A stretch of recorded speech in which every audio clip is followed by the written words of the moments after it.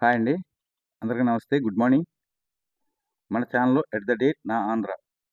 Content నచ్చితే like చేయండి, share చేయండి, సబ్స్క్రైబ్ చేయండి. మీ ఫ్రెండ్స్‌కి కూడా చెప్పి సపోర్ట్ చేసి సబ్స్క్రైబ్ చేపిచ్చండి.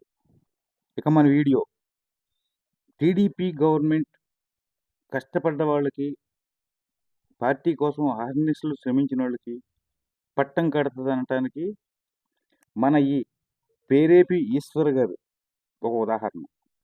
ఎందుకంటే ఇప్పుడున్న టీడీపీ గవర్నమెంట్‌లో విపరీతమైన పోటీ ఉంది పదవుల కోసం. నాకు కావాలంటే నాకు కావాలి, నాకు కావాలంటే నాకు కావాలి. ఎందుకంటే అందరూ కష్టపడ్డారు. గవర్నమెంట్ ఫార్మ్ చేయడానికి ప్రతి ఒక్క కార్యకర్త కష్టపడ్డాడు.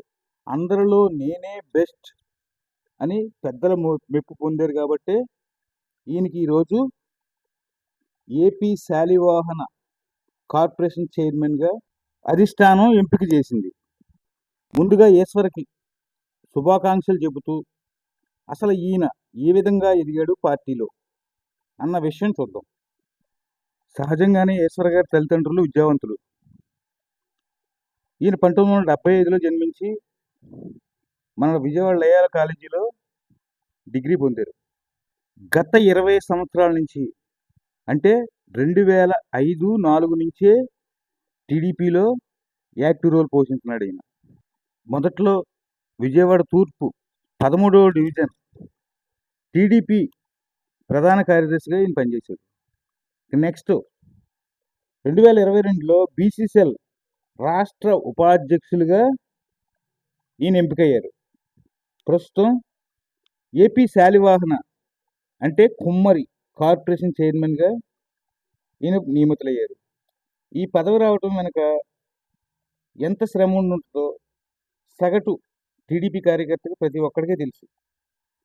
ఒక నాయకుడిని పైకి తీసుకురావాలంటే ఆ పక్కనున్న అంటే ఆ రోజుడికి ఆ ఏరియాలో ఉన్న ఎమ్మెల్యే ప్రోత్సాహం చాలా అవసరం ఉంటుంది. ఎందుకంటే నాకన్నా ఎదిగిపోతున్నాడు అని చెప్పి ప్రజెంట్ ఉన్న ఎమ్మెల్యేలు తొక్కేస్తారు. కానీ మన గద్దె రామ్మోహన్ రావు గారు ఈయన్ని ఎంతగానో ప్రోత్సహించి ఈయన ఎదుగుదలకి ప్రధాన కారణం అయ్యాడు. అంతేకాకుండా ఈ కార్పొరేషన్ చైర్మన్ ఇప్పించడంలో కూడా సక్సెస్ అయ్యాడు.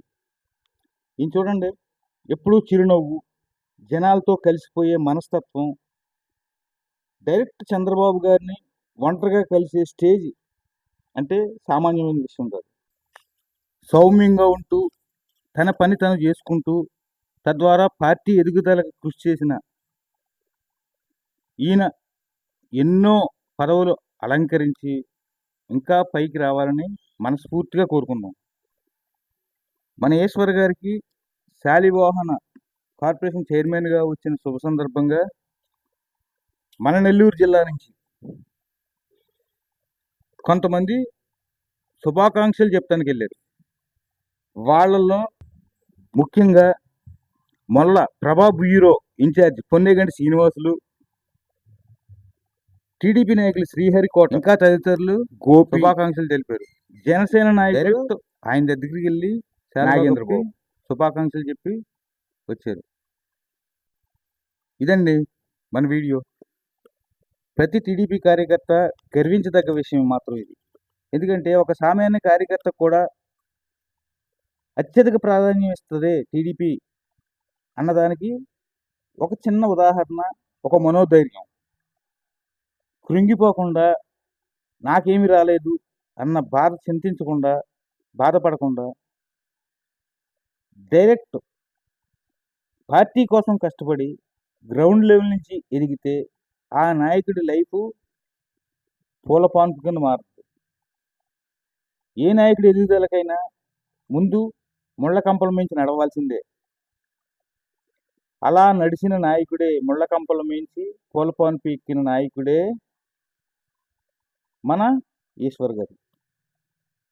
అందరూ దయచేసి ఈశ్వర్ గారికి శుభాకాంక్షలు చెప్పమని నా ఆంధ్ర తరపున, నా ఆంధ్ర యూట్యూబ్ తరపున